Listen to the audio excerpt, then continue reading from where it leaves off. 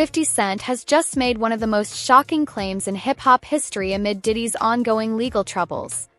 As the trial unfolds, 50 has alleged that Diddy was responsible for Tupac Shakur's murder, potentially ending a mystery that has lingered for decades.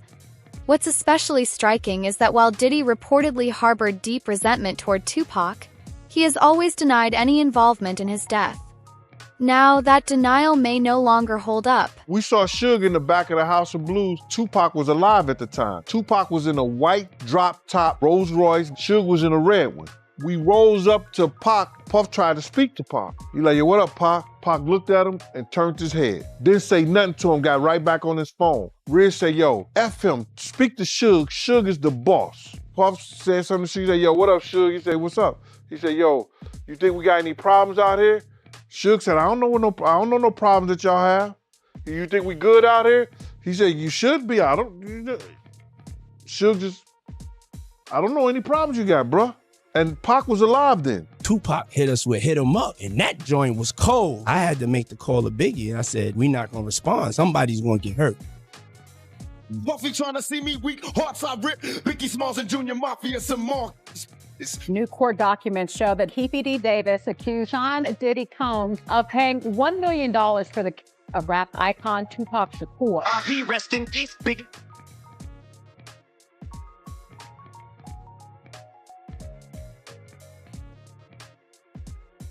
There's now a strong possibility that federal authorities could reopen the Tupac Shakur case, because this week's court proceedings took a dramatic turn. Things got intense when 50 Cent's name came up during witness testimony. Person who mentioned him? Capricorn Clark, a former longtime employee of Diddy. She started as his assistant and eventually rose to a senior position at his clothing brand, Sean John, working with him from 2004 to 2018. That means she witnessed it in court. Clark testified that Diddy used to threaten her, and even claimed he kidnapped her in 2011. But then came the bombshell, a story involving 50 Cent that immediately grabbed the courtroom's full attention. The jury came back to some explosive testimony from Capricorn Clark, who is a former employee of Sean Combs. She worked for him on and off from 2004 through 2018, starting as one of his personal assistants and making her way up to head of marketing for Sean John. She said she was working for him, that some of Sean Combs' jewelry from the celebrity jeweler Jacob the Jeweler had gone missing. She said that one of Sean Combs' security guards, Uncle Paulie, picked her up from her home and brought her to a deserted building in New York City. She explained that Sean Combs' security guard, again, Uncle Paulie, would pick her up every day at her home, bring her to this deserted building, would leave. She was locked in, forced to take this lie detector test. She said that she was petrified, and he said that if she did not pass the lie detector test, that they were going to throw her into the East River. She also said that as a personal assistant, she was paid $65,000, and she said that she was sleeping 2 to 4 hours a night, that she was working around the clock, and that she spoke to HR. She said that the HR representative told Sean Combs in front of her, Capricorn Clark is due $80,000 for her overtime over the course of 3 months. She said that Sean Combs ripped up the paperwork from HR and that she was never paid. You guys may remember from last week that the rapper Kid Cudi testified that Sean Combs showed up to his home and wanted to talk to him because he was dating Cassie at the time. Kid Cudi also said that his car was blown up, which he believed to be from Sean Combs. Well, Capricorn Clark was there that day when Sean Combs allegedly broke into his home. Capricorn Clark said that Sean Combs showed up at her home with a gun, kidnapped her, forced her to go into the car with the gun on his lap, and they went to Kid Cudi's house and broke in. That is when Capricorn Clark called Cassie Ventura, who was with Kid Cudi, informed him that he was in his house. So now we're getting not only threats, not only alleged acts of violence with that gun, but also corroboration of Cassie Ventura's testimony and Kid Cudi's testimony. Now, after that incident, Capricorn Clark testified that she spoke to Harv Pierre, who was the head of Bad Boy Records. She told him that Sean Combs kidnapped a gun, broke into Kid Cudi's house, said he wanted to kill Kid Cudi and beat Cassie Ventura all in one day. Then, a few months after, she was actually terminated from that job. Before working for Diddy, Clark was at Death Row Records, yes, Suge Knight's label and Diddy's longtime rival. She knew Suge personally because her friend had a child with him. When Diddy found out, she claims he lost it. One night, Diddy and his security allegedly took her to Central Park after dark and told her something chilling. And she said, actually, on the first day of the job, she was taken to Central Park. And you might think, oh, we're going to go to Central Park. It's going to be great. But that's not really how she described her first day on the job.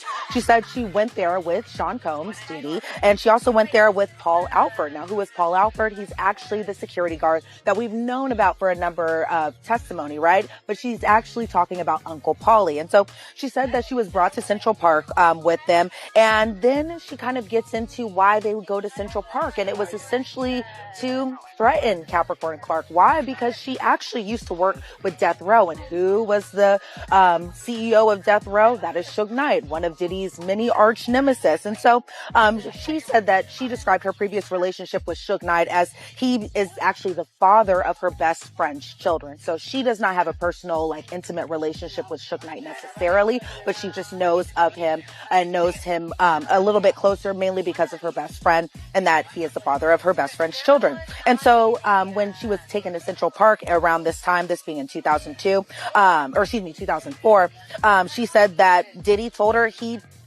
if she had anything to do with Suge Knight, then there was an objection raised in court. The defense obviously objecting to that statement, but the government continued to ask her about this alleged threat, and she being Capricorn Clark had explained that Diddy was relatively calm while delaying this kind of message to her. She said that during this kind of meetup at Central Park, or during this meeting, that Uncle Paulie said nothing. He was calm as well too. He was a little stoic from her description of it. And she said, as far as the response to the threat goes, she says, well, we'll just have to see. But that wasn't all. Clark also testified about an incident at an MTV press event where 50 Cent was present. After the event, she said she got into an elevator with Diddy and Chris Lighty, who awkwardly was managing both Diddy and 50 at the time. According to Clark, Diddy turned to Lighty and said, "I don't like all the back and forth. I like guns." Courtroom went silent. When the prosecutor asked who Diddy was referring to, Clark said it was 50 Cent. Now, Diddy and 50's beef isn't anything new. Back in 2006, 50 Cent dropped a diss track accusing Diddy of knowing who killed the notorious B.I.G. The lyrics were bold, basically calling Diddy soft and hinting he was hiding the truth. Biggie was killed in 1997, not long after Tupac, during the height of the East Coast versus West Coast rap war. According to Gene Deal, the feud between Diddy and 50 didn't even start over music. It started over women. Speaking of the interview that Puffy did with Drink Champs, right? If I'm not mistaken, man, I haven't seen that interview in years, but I remember him making a comment saying that when Suge Knight got on stage and he made the comments about people dancing in the videos, he was actually talking about Jermaine Dupri, not him. Is that true? Suge Knight ain't tell Puff no shit like that, and Puff ain't believe no shit like that, because right after Suge Knight made that statement, what did Puff do? He got on stage, because if a brick hits you, say ouch. He got on stage and spoke on it. You know, another executive come up here speaking on that. I love Dr. J. I love what they doing. I get Death Row. They props in the whole 9 yards. If he thought he was talking about Jermaine Dupri, why the fuck would he spin and say something right then and there? Why would he say something? He knew it was about him. That's why he got on stage and said what he said, bro. Didn't he say that right after what Suge Knight said? He got at the Source Awards and said what he said with Faith up there. Yeah, you right, man. That's a good point, man. After Suge Knight did say what he said on stage, Puffy, he did get on stage and he did address it, so it was all bullshit. Oh, see, everything get changed years later. Everybody wanna write their exit or write their entrance the way they wanna write it and not tell the truth. Tell the truth so these young kids can understand, so these young kids can not make the same mistakes that you made. But they're not gonna do that because everybody wanna be bigger than what they are. So you have some people that say that Tupac, he was the one behind the beef between Death Row and Bad Boy. And you got some people that say that, you know, the beef between Death Row and Bad Boy started when Big J got killed. But from your point of view, When did the tension and beef start between Death Row and Bad Boy? All the tension started between Puff and Suge Knight. You understand? All the tension came from Puff and Suge Knight. Suge wanted Puff to have Big them do a show. Puff wanted to get paid for Big doing the show. But Suge had did a whole lot of shit, free shit for Puff at one time. Because when Puff used to come out to California, before he could afford security, before he could afford it, Suge used to look out for the cat. You understand what I'm saying? So now it became they bullshit. Then when Suge bought Misa out there, you understand? When Suge bought Misa out there and talk about what the East Coast won't take care of, the West Coast will, then Jake, you know, Jake being killed by Jason. You understand? And they making that bull up like Bad Boy had something to do with it. All that was over. Fast forward to today, and 50 Cent is still taking jabs at Diddy. When Keef D was arrested last year in connection with Tupac's murder, 50 didn't hold back. He posted online calling Diddy brother love and joked, "Time to lawyer up. It might get sticky." Diddy has denied everything. In a 2018 interview, he claimed there was no beef with 50, even joking that 50 loves me. But 50 clearly doesn't feel the same. Every time Diddy faces trouble, 50's right there on Instagram clowning him. When Diddy's house was raided earlier this year, 50 posted, "Now it's not. Did Diddy do it? Is Diddy done?" And even promoted his clothing brand in the same post. After hearing his name pop up in court this week, 50 went full troll mode. He posted a fake photo of himself looking serious with the caption, "Wait a minute, Puffy's got a gun. I don't feel safe." Then followed it up with another edited image of him looking scared, saying, "Itty bitty Diddy wants me dead. I'm gonna lay low, maybe at the playoff game tonight." He wasn't kidding. He showed up at the Knicks game the next night wearing a shirt that said "Free Diddy." Classic 50. He's been mocking Diddy for years, and now that Diddy's facing serious charges, 50 is going even harder. Speaking of, in particular, Netflix docuseries that you've been working on, Diddy Do It. Right. You've been saying for years that you feel you knew Diddy's character. Right. Yet you said you weren't a part of that lifestyle. You weren't going to the parties. So what makes you so absolutely sure that these kinds of allegations that we've seen against him are true? Well, I'm surprised by the allegations, as surprised as everyone else is. Like, I didn't make the allegations. I didn't tell people to say these things. It comes out, I see it in the news like everyone else. But I did feel uncomfortable with the way you represent the idea of going to these projects. To come party with me. Yeah. And then that swayed me away from it. Just that alone. So you didn't realize as much stuff was coming. Like, when I seen today, it was allegations of 3 men that said he drugged them and it's a long time, to be honest with you. Like, when people don't remember being violated for 20 years, it makes me feel a little hard. What are your thoughts on the allegations against Jay-Z? That was interesting. When I was saying things, not knowing exactly what I was saying, but I was going, where's Jay at? He's mad quiet. Like while the Puffy thing was going on. But it's obvious now that his team was being made aware that he was in those allegations also. As for the trial, it's expected to continue for at least another month. And the latest developments suggest things are looking worse and worse for Diddy. On Monday, a woman identified only as Jane took the stand and testified about a violent altercation she had with Diddy.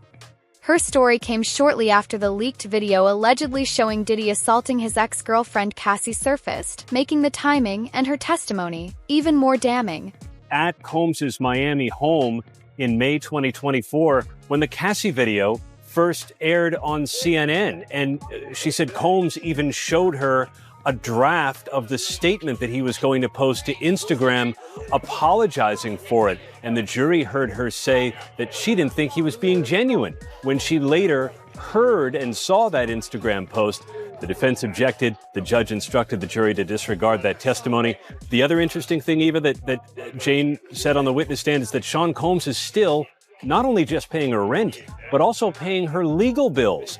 And his defense attorneys were the ones to whom she first disclosed that Sean Combs got violent with her in June 2024.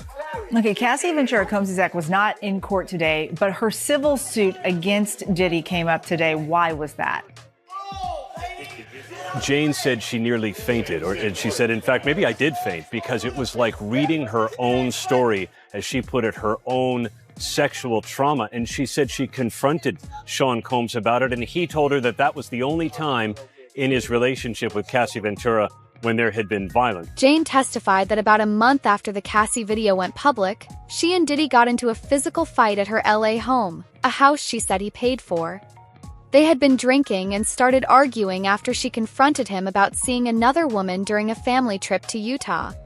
At one point, when Diddy bent down to tie his shoe, Jane said she slammed his head into a marble counter. Prosecution, because when you combine it with that she's on the stand, and remember, I'm in a main courtroom where she's testifying, she is talking so softly, she refuses to look up even at the person that is asking her the questions, and she is crying like every 5 minutes. So when you combine him talking so aggressively to her in these voicemails, like to us, it'd be like, nah, you ain't talking to me like that. But to a person that the jury is seeing, it's like, oh, wow. Yeah, but they also heard that she started physical fights, smashed his head into a marble counter, punched him, threw wax and hot oil at him. But they heard that as well, so she's capable of that as well. And here's a guy saying, you saw me on social media with another woman. Let's not get crazy about this. I'm single. I can do what I want, but I'm telling you the truth. Again, that doesn't sound criminal. I think that rings truer in people's ear as something they've heard before of a trifling man. But also, they're not looking at that testimony singularly. They're looking at the entire case. They're looking at the Cassie video, so they're listening to everything. But perhaps the most shocking moment came when prosecutors played audio of Diddy in court, evidence that could prove absolutely damning.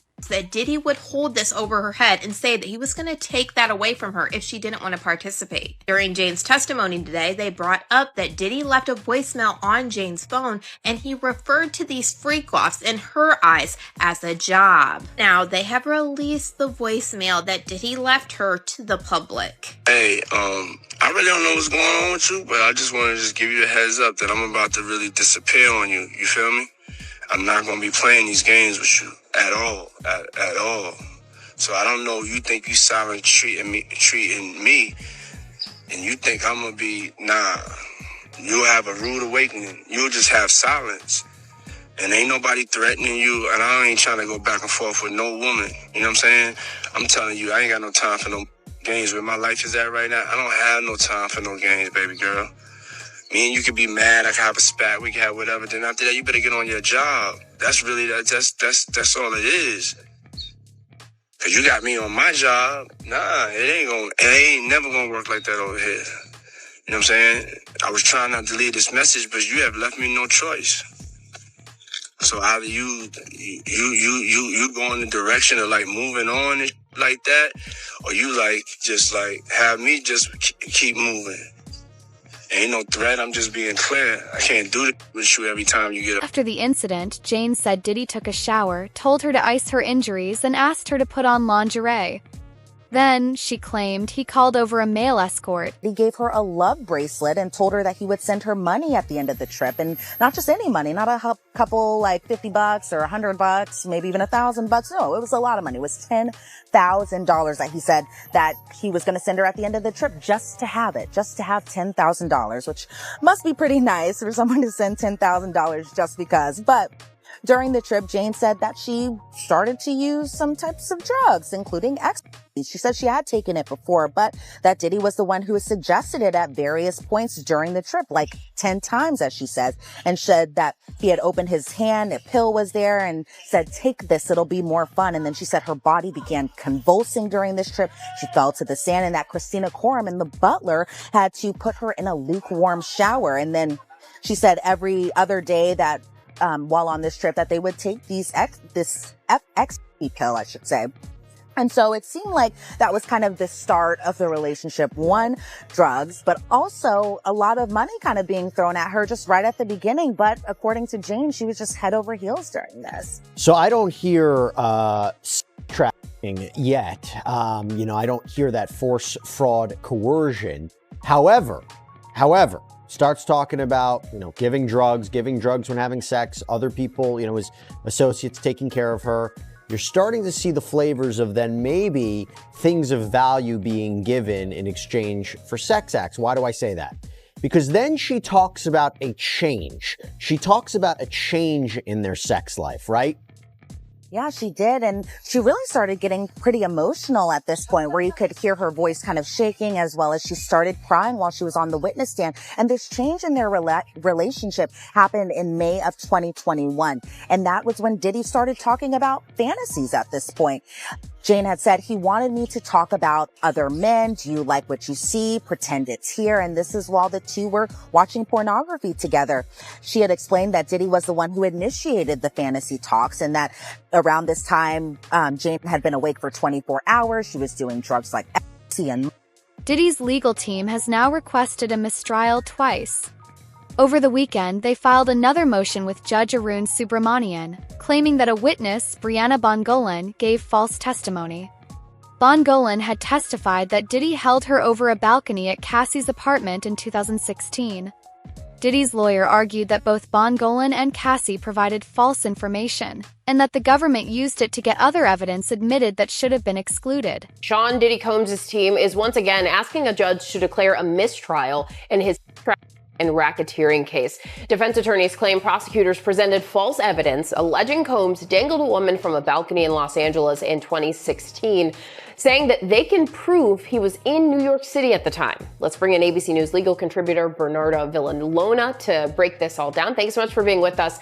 Diddy's team claims that the woman committed perjury on the witness stand, and that's why they were asking for a mistrial. What do you make of this move? Yeah, so I was in the courtroom when this witness was testifying, and when the defense attorney, Ms. Westmoreland, confronted this witness with the travel arrangements where Sean Combs was in a different state when she alleged that she was dangled over this balcony. So in terms of what the defense is trying to do, they're trying to prevent a miscarriage of justice. They are asking the judge to step in and not to wait and see what a jury would do, because now they've shown a pattern of prosecutorial misconduct by this prosecutor. Number one, with the insinuation that Sean Combs has something to do with paying off LAPD to get rid of evidence, and now with condoning this perjured testimony. So yes, they're asking for the judge to step in now and make a decision, and not to wait to see what a jury would do. Also to remember that they're doing this now because they are doing two things.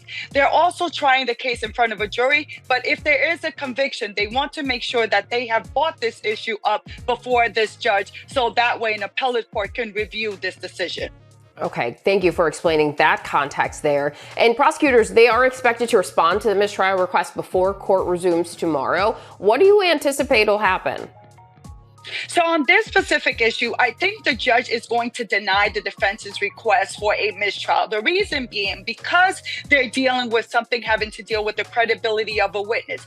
The jury is the finder of fact. They are the ones that determine the credibility of witnesses. So that being the case, the judge is going to say that it's up to the jury to determine the witness's credibility, that being of Cassie Ventura, and also of this witness that supposedly gave perjured testimony. So they're going to leave it. The judge is going to let the jury to decide and going to deny the defense's request. Last month, Diddy's team also requested a mistrial after learning that fingerprint evidence was destroyed following a car bombing at rapper Kid Cudi's house, but the judge denied it.